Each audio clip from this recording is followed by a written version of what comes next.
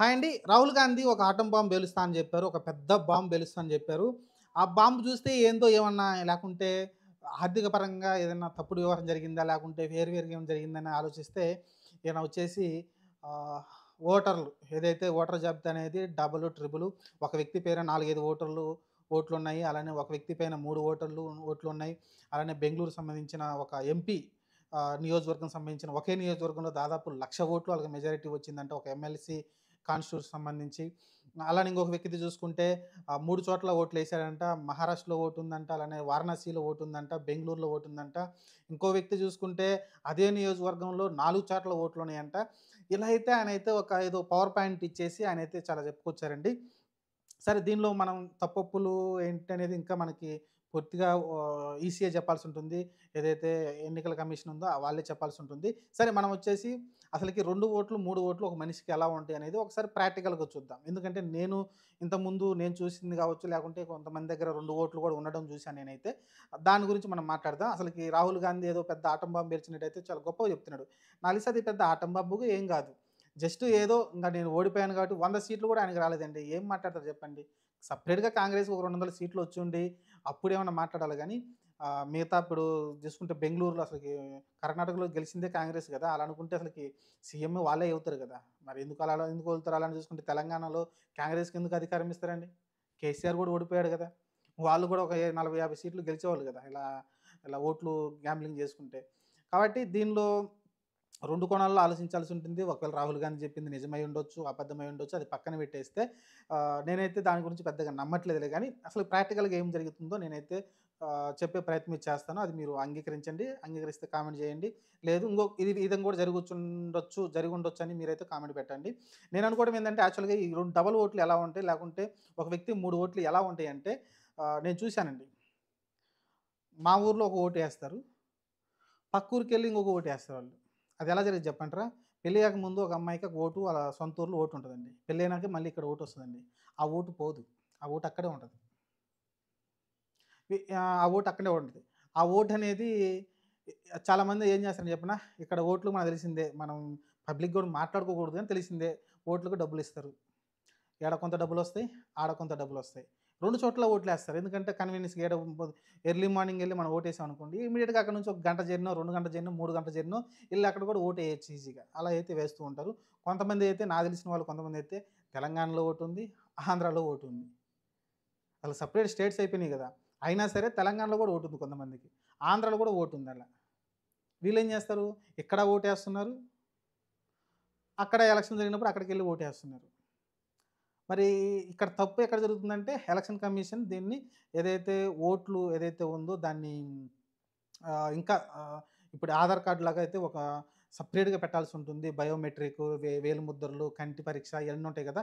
అలా దీన్ని కూడా తీసుకొస్తే ఇది బాధ తప్పుతుందనేది నా ఉద్దేశ్యం. ఎందుకంటే బయోమెట్రిక్ ఏదైతే మన ఫింగర్స్ ఏవి ఉన్నాయో 5 ఫింగర్స్‌ని ఆహ్, వాళ్ళు ఫింగర్ ప్రింట్స్ తీసుకుంటారు. ఓటర్ కార్డ్‌కి ఆధారంగా చేస్తారు. రేపొద్దున ఈ ఎలక్షన్ జరిగే టైంలో జస్ట్ మనం ఈ స్లిప్ అయన్నీ అవసరం లేదు. ఒక బయోమెట్రిక్ తీసుకొనెళ్తే సరిపోతుంది. ఆ బయోమెట్రిక్‌లో మన థంబ్ వేసామంటే ఆటోమేటిక్‌గా మన ఫోటో, మన ఐడీ మొత్తం వచ్చేసి అయిపోతుంది. అప్పుడు క్లాష్ అవ్వవు. క్లాష్ అవ్వకుండా ఛాన్స్ ఉంటుంది. దానికి ఆధార్ లింక్ కూడా చేయాలి. ఇది మెయిన్ చాలా రోజుల నుంచి జరుగుతున్న చర్చ ఇది కూడా. ఆధార్ లింకు ఓటర్ ఐడీకి చేయాలి. ఒక పర్సన్‌కి ఒక ఆధార్ ఉంటుంది కదా! మనకు తెలిసిందే కదా! ఆన్‌లైన్‌కెళ్ళి మనం డూప్లికేట్ తయారు చేసుకున్నప్పటికీ ఆ నంబర్ అనేది మనకెక్కడ చూపించదో ఆథరైజేషన్ కాదు కదా! అలానే ఇప్పుడు ఓటర్ ఐడీకి ఆధార్ లింక్ చేశామనుకోండి. ఆటోమేటిక్‌గా ఈ ఆధార్ కార్డ్ ఉన్న వ్యక్తికి ఈ ఓటర్ ఐడీ ఉంది. అప్పుడు మల్టిపుల్ ఉండవు గదా! నువ్వెక్కడికెళ్ళినా సరే ఓటర్ కార్డ్ అప్లై చేసుకోవాలనుకుంటే ఇమ్మీడియేట్‌గా అక్కడ తెలిసిపోద్ది ఆధార్ కార్డ్. ఇప్పుడు నువ్వు తెలంగాణలో ఒక ఓటర్ కార్డ్ తీసుకున్నావు. ఆంధ్రాకెళ్ళావు. ఆధార్ లింక్‌తో ఉంది. ఆంధ్రాకెళ్ళినప్పుడు ఏమవుద్ది? ఇదే ఆధార్ కార్డ్ తోటి మళ్ళీ నువ్వు అప్లై చేయాల్సుంటుంది. అప్పుడు ఆటోమేటిక్‌గా అక్కడ లేదు బాబు నీకక్కడ ఒక ఓటు ఉంది. ఓటు నీకు హక్కు ఉంది అక్కడ. ఓటర్ ఐడీ ఉంది. నువ్విక్కడ అప్లై చేసుకోలేవు. దాన్ని క్యాన్సెల్ చేసి ఇక్కడ ఇవ్వమంటారా అని అడుగుతారు. అప్పుడు ఒక పారదర్శకత అనేది వస్తదనేది నా అభిప్రాయము. లేకుంటే దీనికి ముగింపు ఉండదండి. నిన్నటిదాకా ఈవీఎంలు ట్యాంపరింగ్ చేసి మోడీ గెలిచారని చెప్పుకొచ్చారు. ఈరోజు చూసుకుంటేనేమో ఇలా 70 ఎంపీ సీట్ల దాకా ఇలా దొంగ ఓట్లు ఏపించి గెలిచారని చెప్పుకొస్తున్నారు కాబట్టి దీనికొక ముగింపనేది ఖచ్చితంగా మోడీ గవర్నమెంట్ తీసుకోవాల్సిన అవసరమైతే ఉందండి. ఖచ్చితంగా ఓటర్ కార్డ్‌కి ఆధార్ లింక్ అనేది మస్ట్ అండ్ షుడ్ చేయాలి. మస్ట్ అండ్ షుడ్ చేస్తే అయిపోతుందప్పుడు. అప్పుడు ఒక క్లారిటీ వస్తుంది.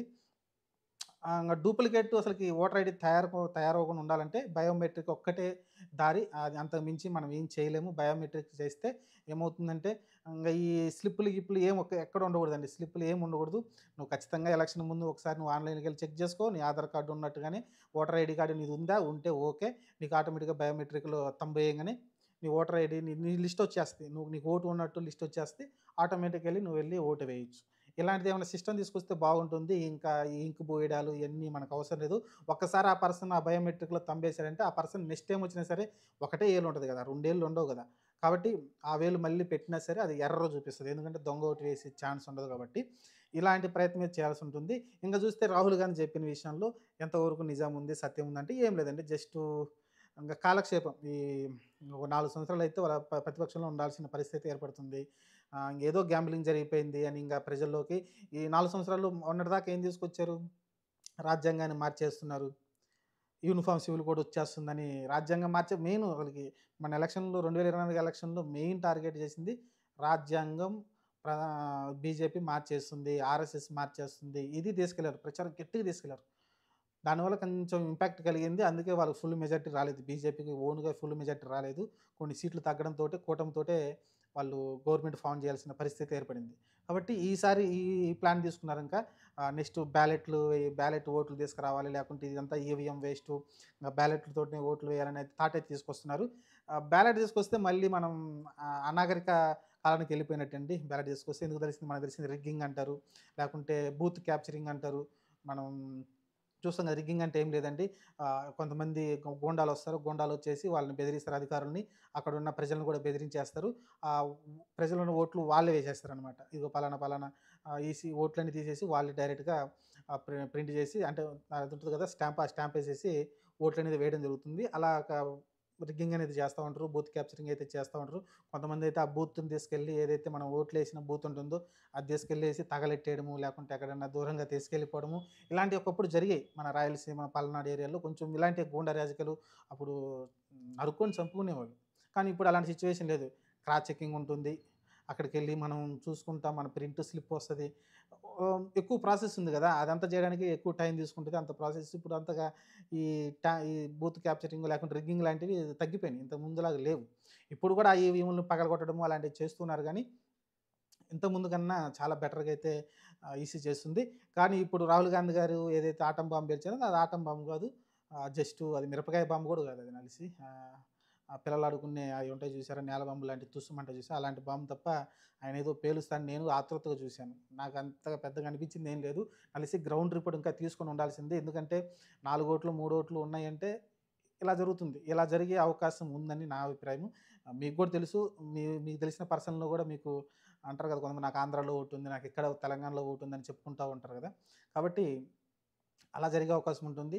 ఇలా ఇలా కూడా జరిగే అవకాశం ఒక ఊరు నుంచి ఇంకొక ఊరికి షిఫ్ట్ అయినప్పుడు, ఆ ఊర్లో ఓటు కోసం మళ్ళీ అప్లై పెట్టుకున్నప్పుడు ఆధార్ కార్డ్ మారినప్పుడు ఆటోమేటిక్‌గా ఓటర్ కార్డ్ కూడా మార్చుకుంటారనుకుంటారు కాబట్టి, అప్పుడు ఓటర్ కార్డ్ క్రాస్ చెకింగ్ చేయరు. అది మెయిన్ ప్రాబ్లమ్. క్రాస్ చెకింగ్ చేయరు కాబట్టి ఓటర్ అనేది ఇచ్చేస్తారు. అక్కడ క్యాన్సిల్ చేయరు. అది అలా జరుగుతుంటది కాబట్టి ఇది ఇలా ఫేస్ అవుతుందని నాకైతే అర్థమవుతుంది. చూద్దాం మరి. ప్రస్తుతానికైతే ఆహ్, ఒకవేళ మేబీ జరిగుంటే ఈసీకి కూడా తెలియకుండా లేకుంటే ఆ లోకల్‌గా ఉన్న కొంతమంది నాయకులు సపోర్ట్ ఇప్పుడు కొన్ని కొన్ని నియోజకవర్గాల్లో విపరీతంగా ఓట్లు చేరికలు జరుగుతా ఉంటాయి. ఎందుకంటే వాళ్ళ ఆ ఓట్లు ఖచ్చితంగా మనకి ఓటింగ్ వేస్తారని లేకుంటే మన పార్టీకి ఓటు వేస్తారని విపరీతంగా జాయినింగ్ అయితే చేస్తూ ఉంటారు. అలాంటి జాయినింగ్‌లు ఎక్కువ చేసుకుంటారు కొంతమందైతే. అలాంటప్పుడు దొంగ ఓట్లు తయారవుతాయంటే నేనైతే పెద్దగా నమ్మట్లేదండి. మరి మీరేమంటున్నారో కామెంట్ సెక్షన్‌లో పెట్టండి. రాహుల్ గాంధీ గారు పేల్చిన ఆటం బాంబు అది ఆటం బాంబా? లేకుంటే సుత్తులి బాంబా? అదేదో సుత్తులు బాంబు నెలగేసి కొడతారు కదా! తుస్సుమంటది. ఆ బాంబా? మీరైతే కామెంట్ సెక్షన్‌లో పెట్టండి. నేనైతే పెద్దగా నమ్మట్లేదు దీన్ని. ఆహ్, డబల్ ఓట్లు, 3 ఓట్లు అలానే ఆయనేదో గిడ్రస్‌లు అన్నీ చెప్తున్నారు. అసలకి అయి పెద్దగా పట్టించుకోవట్ల. ఓటర్ ఐడీని పర్ఫెక్ట్‌గా చేయడానికి పెద్ద పట్టించుకోవట్ల. అది ఈసీ తప్పు. 100% ఈసీ దాని గురించి చర్యలు తీసుకోవాల్సిన అవసరం ఉంటుంది. ఏదైతే ఎలక్షన్ కమిషన్ ఉందో వాళ్ళైతే ఇంకొంచెం చర్యలైతే దీని మీద కాన్సంట్రేషన్ చేసి దీనికి ఆధార్ లింక్ చేయడమా లేకుంటే బయోమెట్రిక్ విధంగా థంబ్ వేస్తేనే ఆ ప్రింట్ అది మనకు ఓటర్ కార్డు తెలిసే విధంగా లేకుంటే ఒకటే ఐడీ ఉండాలి. ఇప్పుడు ఇన్ని ఐడీలు క్రియేట్ అవుతున్నాయంటే ఎందుకు క్రియేట్ అవుతున్నాయంటే దాన్ని సాల్వ్ చేయాలి ఖచ్చితంగా. లేకుంటే ఒక మనిషి డెత్ అయితే ఇమ్మీడియేట్‌గా దాన్ని క్యాన్సిల్ అయ్యే విధంగా అయితే చేయాల్సి ఉంటుంది. ఇయన్నీ సొల్యూషన్ అయితే చేయాల్సి ఉంటుంది. మరి ఎలక్షన్ కమిషన్ చూద్దాం మరి ఫ్యూచర్‌లో ఏం చేస్తారో. ప్రస్తుతానికైతే రాహుల్ గాంధీ గారైతే ఇదొక దేశం వణికిపోయే బాంబు అయితే పేల్చారని అయితే అందరూ అనుకుంటున్నారు. మరి మీరేమంటున్నారు? కామెంట్ సెక్షన్లో కామెంట్ పెట్టండి.